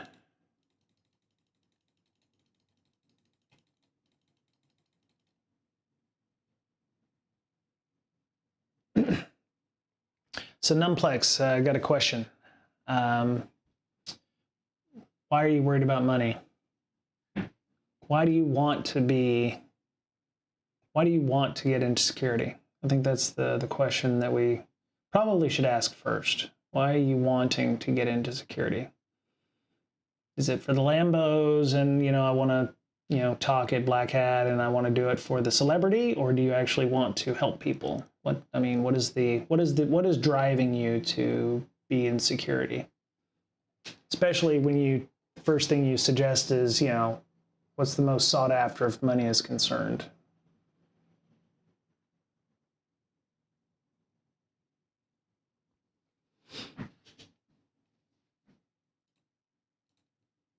Okay, so we've got some stuff here, some libraries.bat, conhost is running. We've got another PowerShell exe libraries PS1. Helping people, I don't think, is the right way to earn money. It's more a calling, yes. To Angie's point, I mean, we all are motivated by certain things. A lot of folks I have seen are like, yeah, I want to make a lot of money and whatever. You might end up making money one day, but there's a lot of work that has to be done to even get to that point. And yes, you're going to be helping people, but it's a lot of work. It's not, what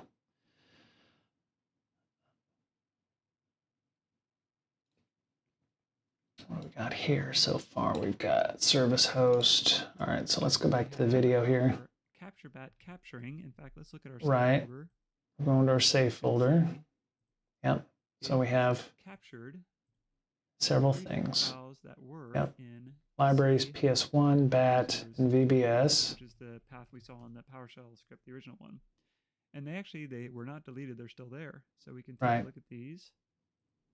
This batch script, and it's all right, so we can go to let's see, public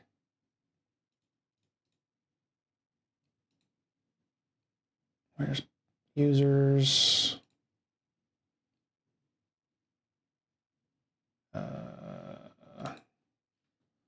C colon.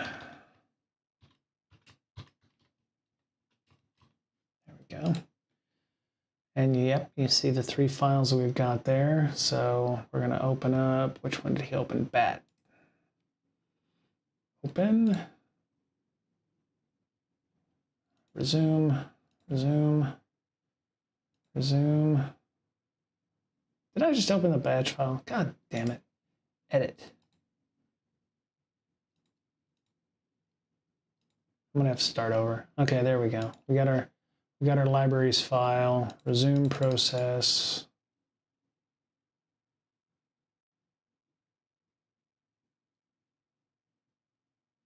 Yeah, exactly. And to your point, yeah, what fields are catching your interest? What is motivating you? What do you do now, and why do you want to move into security? Are you interested in it? Are you a house painter and in a dead-end job, and you're thinking that security is the way to go?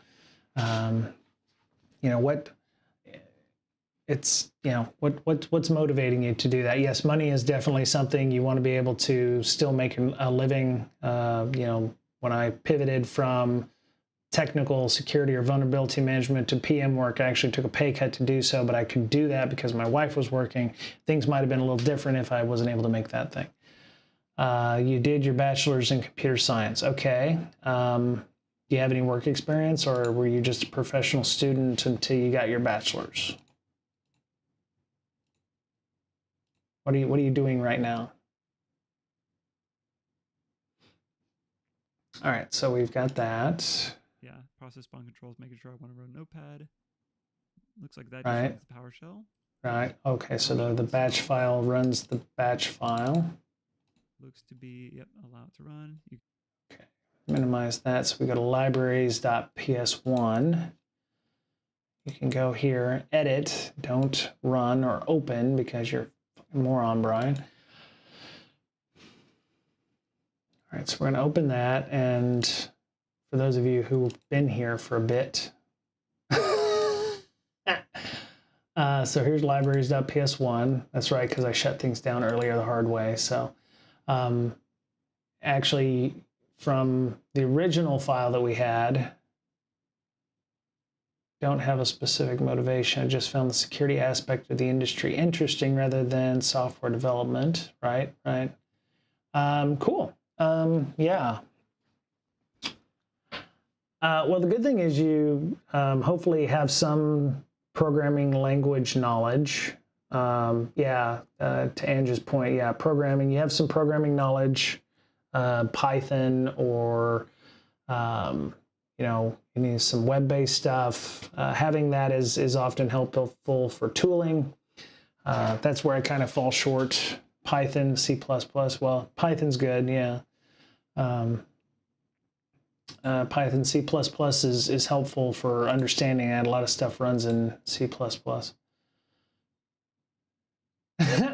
ASM, yeah. All the good security people know can compile, in their dreams and stuff. All right, so we see. Spawn controls is watching everything I'm doing to make sure I want to run it. Right. And let's see what this PowerShell script looks like. Oh, it looks very similar to the one we saw before. Maybe a little bit different. I think the one we saw initially was longer than this, but it looks like it has the same sequence of probably executable data. Right. And what was the other thing? The VBS script. Interesting. It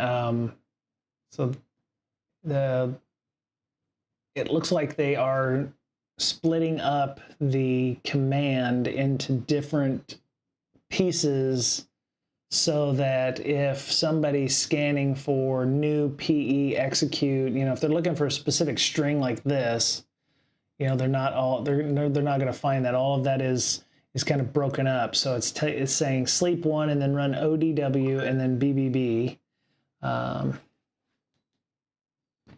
Let's see what we got. Okay, cool. So it's running different strings here. So Making sure infrastructure works, I would say. Yeah, more like a manager kind of role, involves dealing with teams than technical. Depends on what kind of manager you want to be, and at least in our experience, you have some that are completely hands off and let their people do the work, and you're handling more of the business side or the relationships. But there are technical managers. Sometimes they're technical and they're managers, and sometimes they do both poorly. If you're going to be technical, you don't necessarily want to be a manager. It really depends on what your load is like. If you can still get in there and pop shells or do whatever with security, then that works. But some companies want you to either be technical or be a manager, or both. Yeah, security engineers in this case, to Angie's point, does the tech, right? Process. Did I? Yeah, I'm trying to click you. You are not working. That application was unable to start. Now the good thing is I can always revert to a snapshot if I worked this up real good. Let's see. Open Notepad. Allow Notepad to run. Yeah, see, I think this is busted. We see that this is basically getting libraries it's all kind of self-referencing. Now what's interesting is, if you remember, we saw in that original script that it would run every 2 minutes. I think we just hit the 2-minute mark, because now 2-minute mark. Yeah, my 2 minutes took me 5 minutes. So seeing some other stuff happening with sc.exe. sc.exe. Libraries.vbs wants to run. Okay, now we're getting some cool stuff. So let's do this. Let us. Where do I want to focus? Let's focus on Command Watcher. Since we're going to be running wscript, Command Watcher is perfect for that. Let's go ahead and allow the run, and allow whatever else is up here to run. I tried to. And we see that called libraries.vbs. Let's see what else tries to run. Let's keep our eye on System Informer as well. Do we see anything from wscript? I may have missed it when it came across, but I don't see anything yet. Oh, because this is still waiting for us to allow it to go. So there it goes. Now it's running. Is there anything else I'm missing here? And the libraries.bat file. Let's go ahead and turn that off. That PowerShell file, as we saw, there it is. So this is okay. So the VBS also runs the PowerShell script, so that's good to know. Yeah, the libraries.vbs, yes. Libraries batch. There's a bunch of stuff here. Force v1, right? PowerShell PS1. Okay, so every 2 minutes this script is running. So minimize that.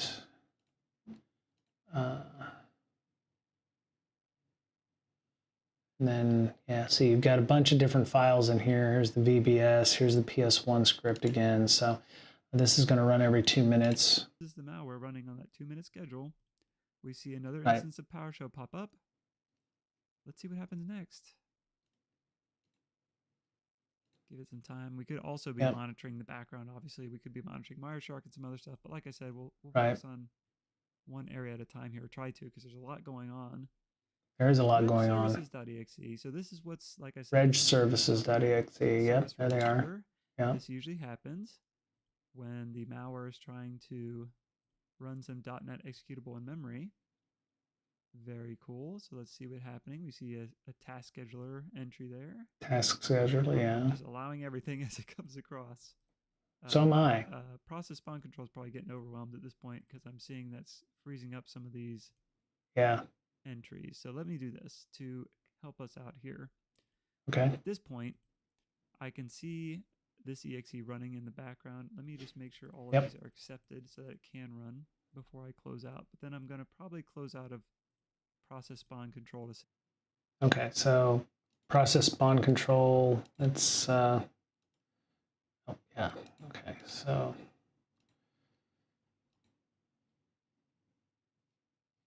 So close that.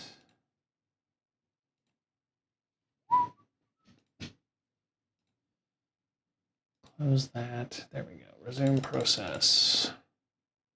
There we go.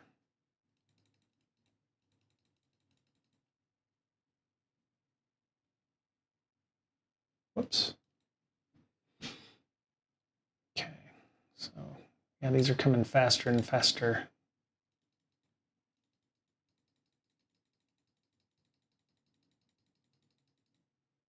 go.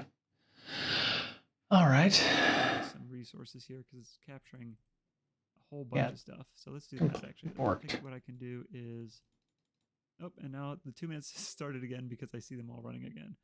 Yep. Let's do this. Let's go ahead and stop Command Watcher as well, so we're not halting the malware from doing anything. And let's just watch what happens in System Informer over here. So okay. Is this suspended? No, it's not suspended. So we see PowerShell running again. We see another instance of Reg services. That has terminated. Right.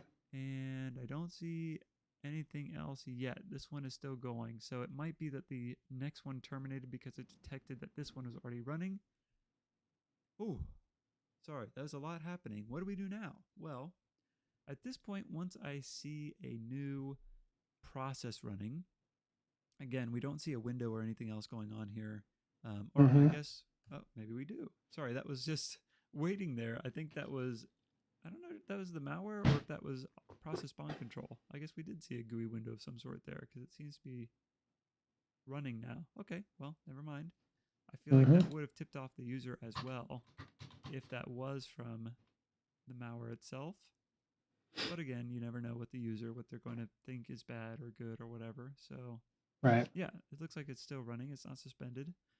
Anyway, what I was getting at is when we see a new process like this started, and we don't see, any kind of indication of where it is on disk because this was just built basically in memory, we can now turn to our admin level. There's S. Yep. Go to desktop and see the power of PE-Civ, which was okay. So we're gonna. Okay. All right. So pull up a admin command prompt.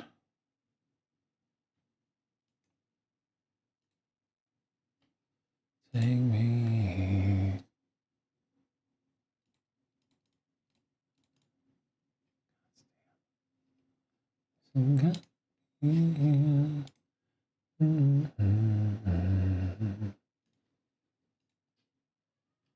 What's going on, Mama Kitty? Yeah? All right, well, you get up here. I don't have enough shit to do. That's right. All right, so now we can run cd c:\users lab user desktop, and then PE-Civ is the new hotness. So yep, there's PE-Civ. And then the PID. Another tool I touched on lightly in part 1. So all we have to do is pass a process ID to PE-Civ, in this case 7508. And it's why did we pick 75? Okay, Reg services. I see. All right, so we go look for, no, that's not what I wanted. A lot of this is what I'm working on is, yeah, she just, she hasn't had a lot of love today. So while I'm analyzing malware and doing something that could be potentially damaging to, my own self, she's got no fucks. So it's, she's got a lot of fucks to give. So, but that's why I love her. All right, so 1428. All right, so we go -PID 1428.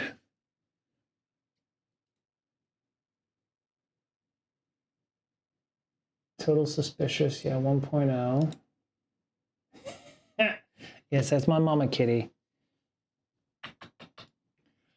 Or DLLs. Or okay, so that was way faster than it should have been. That process. Let's try 2900. The process itself at this is the address it was loaded into, and a DLL.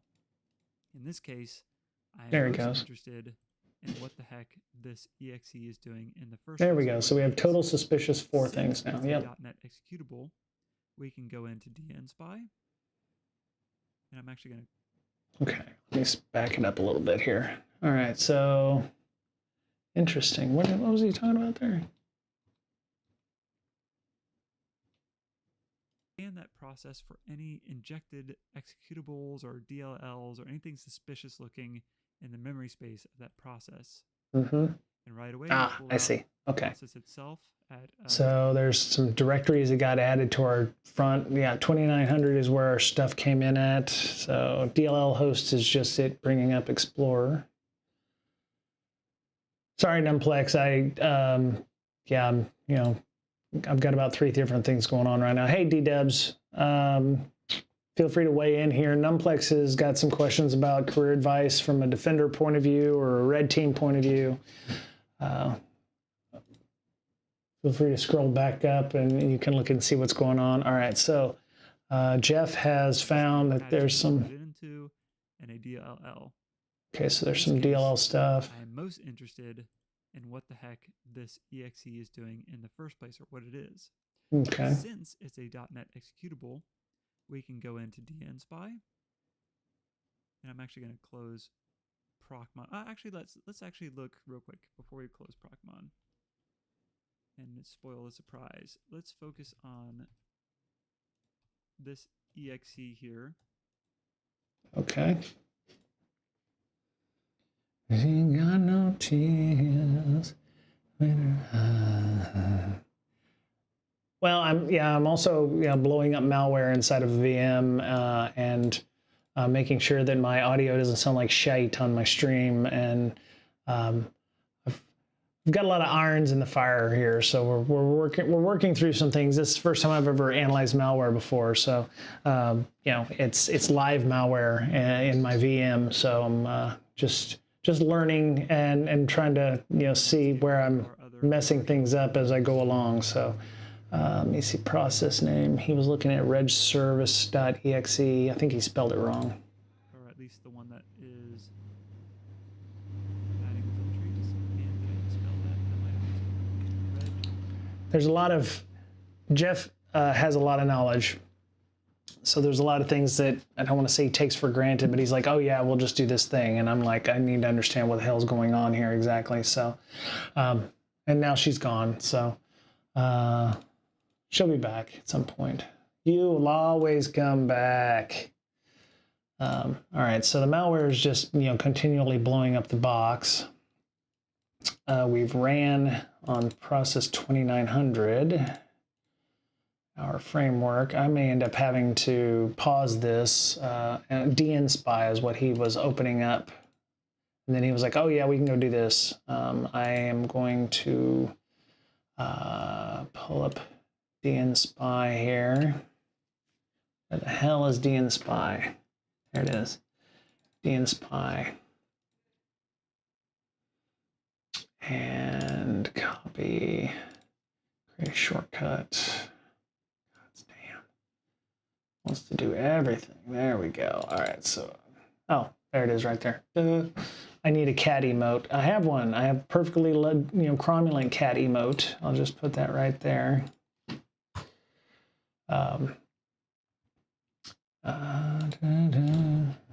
right. And then, all right, so dnspy is running. dnspy is running, and I'm going to take the service.exe. Eventually, when it does its thing. I'm hangry. Got no tears. What the hell is he doing with this? Okay, yeah, great. I need to know what the fuck you're doing, bro. Different files written, which is cool. Right. Because now we can see, oops, not roaming, but rather app data. Great. Oh, there's our file on disk. So we didn't actually. Okay, perfect. We could have found it on disk thanks to procmon showing us where it was. Okay. Interestingly, though, we also see a so being created, which is he found out that there's log.temp, which is actually keeping track of what he's doing on the system. So it's a keylogger. Right. Well, it's logging what I'm doing. Right. Interesting, a keylogger. Okay, right, so it's got a keylogger involved in log.temp. Already just from using these tools like procmon, looking at where things are running with command watcher, right, things with process spawn control to see if we can examine them. dumping them to disk with PE-sieve. Let's go ahead Right. and where do I want to go? I want to go to my desktop where PE-sieve dumped that executable. We could also take it from the directory it was written to in app data. Right. Pull it from here.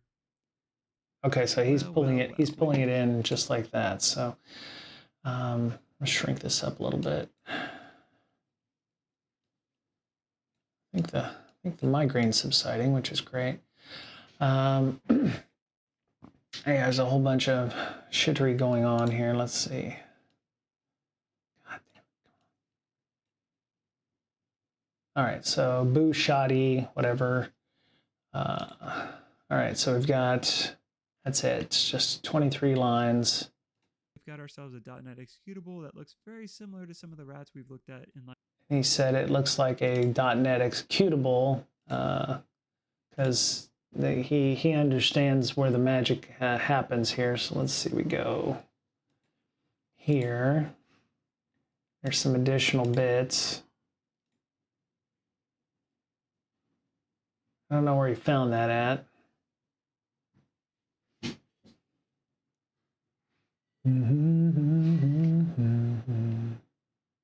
Like the async rat and the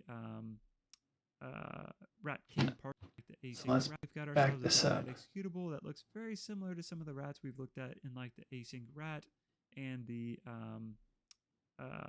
rat king parser video. And this Okay. All right, so he's going to module. Right. is how we can go in here and determine its Xworm just by.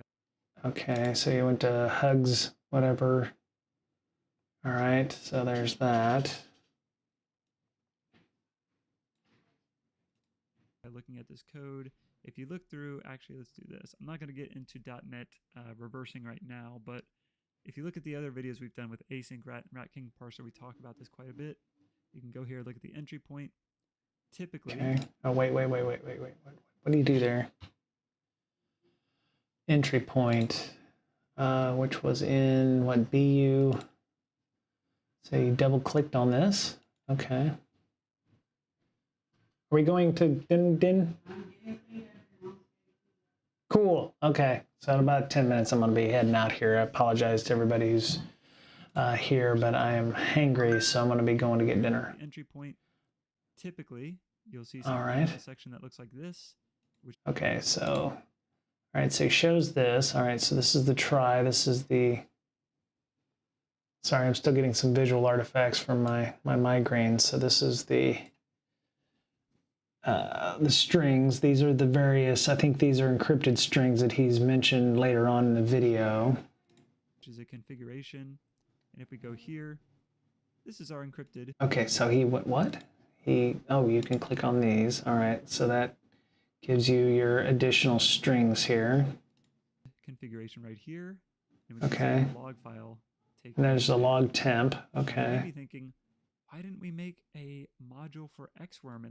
Actually, I wasn't thinking that, but it's helpful. Oh, I know. She's already been up here once. What? Naff.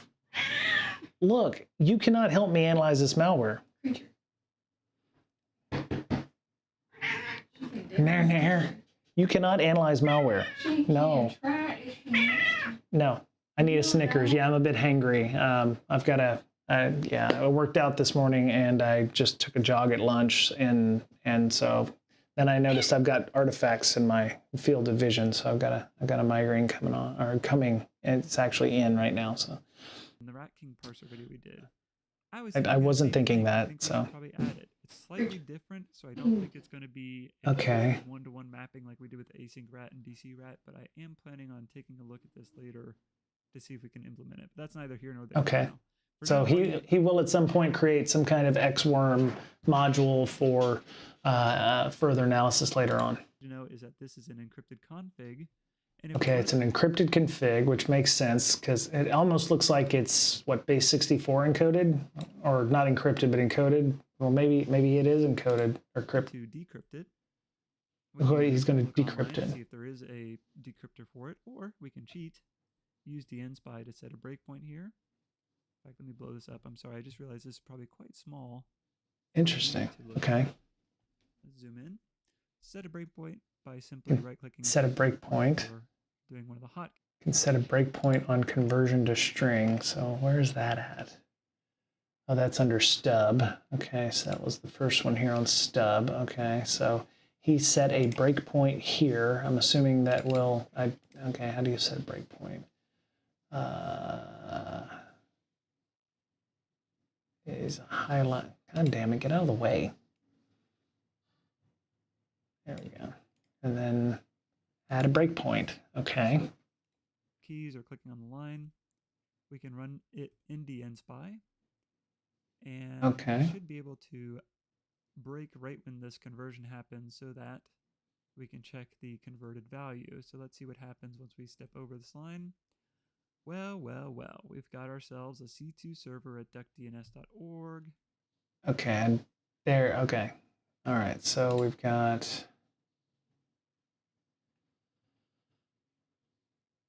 he's found some stuff somewhere. Let me see what's going on. I can find the duck stuff that he was talking about. Did he click on this? There's, okay, what did he do here?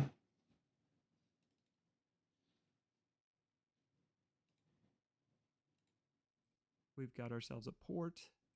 We've got ourselves some kind of key. I don't know what that is, to be honest. I haven't looked at the Xwormand configuration. Okay, he's clicking on various things here. We're not sure what it was before. We're pretty darn sure now.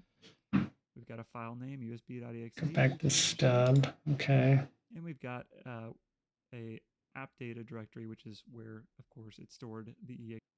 Okay.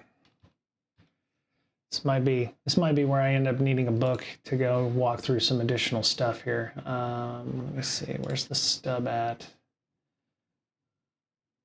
Let's continue.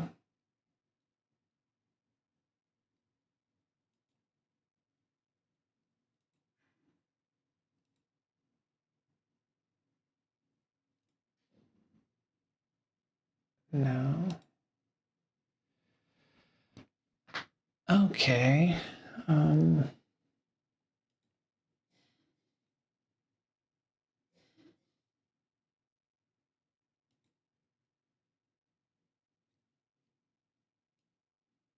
There's some additional bits here.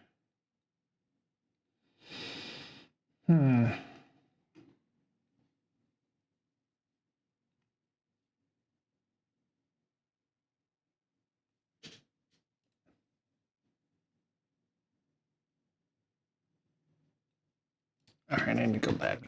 Well, we can break right when this conversion happens so that okay. we can check the converted value. So let's see what happens once we step over this line.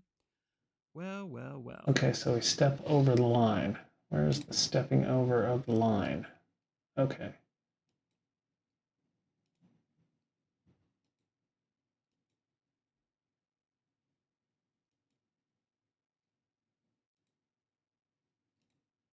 I have a feeling he's killed something because I wasn't getting all that shit earlier. So, all right. Is there a step over? Okay, so step over. Oh, okay. All right, I see. The step overs also have 10. You use the over icon, not the whatever show next statement bit. Then you see where he's talking about the DNS from Mo 1010. A C2 server at duckdns.org. Okay. We've got ourselves a port. We've got okay, so port 7000. All right, so you keep going 7000. You've got a value here. I'm assuming that's something that is communicated to the server. Xwormand. Okay. Some kind of key. I don't know what that is, to be honest. I haven't looked at a key. The Xwormand configuration. We've got a pretty good identifier that this is Xworm. So if we were not sure of what it was before, we are pretty darn sure now. We've got a file name, usb.exe, which is interesting. And we've got a app data directory, which is where... Okay, so we're going to keep going. Here's a usb.exe that he mentions. And then the app roaming folder, which he was talking about, which is where the there was another regservices.exe file was located. So I think that's probably what gets put in there. course, it stored the exe itself. So Right. a bunch Okay, there you go. indicators we can use for detection. Now that we know where it was reaching out, let's head Right. over to what do I say? Wireshark here. Wireshark. Okay. DNS logs, and we see a bunch of noise here from. I'm sure there's more telemetry kind of reducing or reduction I can do on here to get rid of some of this noise. But let's do some filtering, I guess, and take a look. Actually, we do know the port was IP. What was it? It's TCP. Port equals. Okay. What did he? Did I? Oh, I don't think I started Wireshark.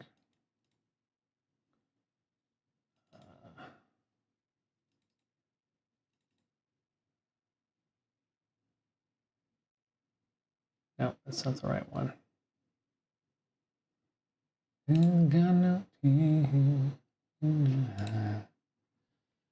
know where it was reaching out.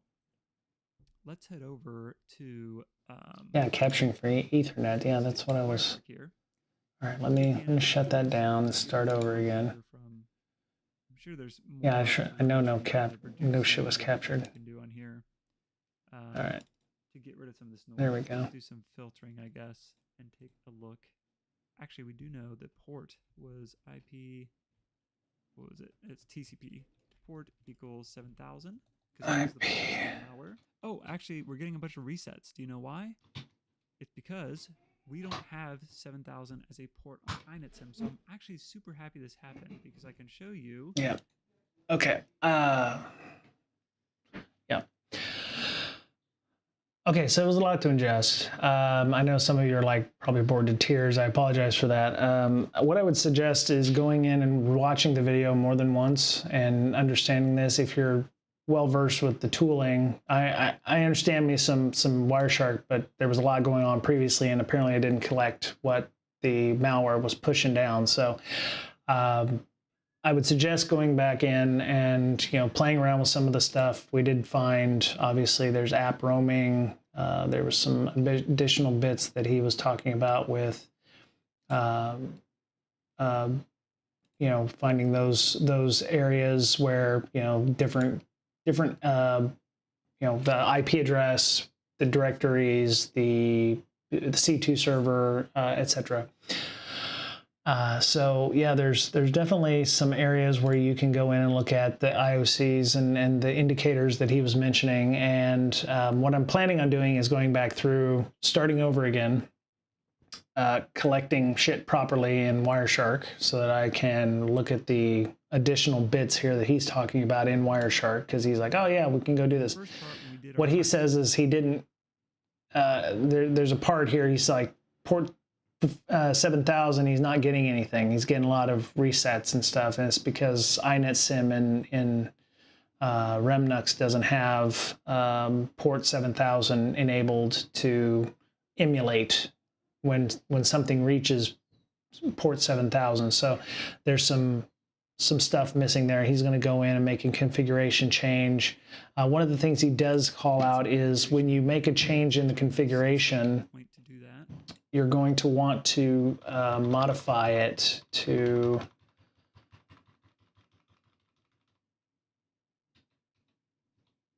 let's see. He had something he had to change in the config. Where did he go? Y'all, you coming in saying hi? So there's my lovely wife. Hello. As soon as your mom's ready. Okay. Anyway, in inetsim, you have to like accept all IP addresses or something like that. And there's one point where he mentions that he didn't do that, and that might have actually caused some additional issues. So, okay. So I'm going to go get dinner and hopefully get over this migraine, but I'm going to go back through the video and look at some of the other bits here. But we've successfully infected ourselves. And if you are interested in talking through some of these issues, we can talk about that online through our Discord. I'm going to go and see if there's anybody online right now to raid. So Swills. Swills is going to be looking at a hypervisor. So let's go talk to Swills and see what we can do to learn some more about hypervisors. So I'm just going to revert back to clear and start over again there, D-dubs. We had a clean snapshot, so we can start over and not be completely infected. As a matter of fact, I'm just going to, shut this mother down uncleanly because I can. And then I'll just start over and we'll start over with the new snapshot. So hope everyone has a good day, good weekend. And of course, you can, see me again on Tuesday. We'll probably talk about some news and stuff, but hope everyone has a good day. Take care of yourselves, because as I'm fond of saying, you're the only you have. So, it's important to take care of yourself. So have a good day. Thanks. Bye, everybody.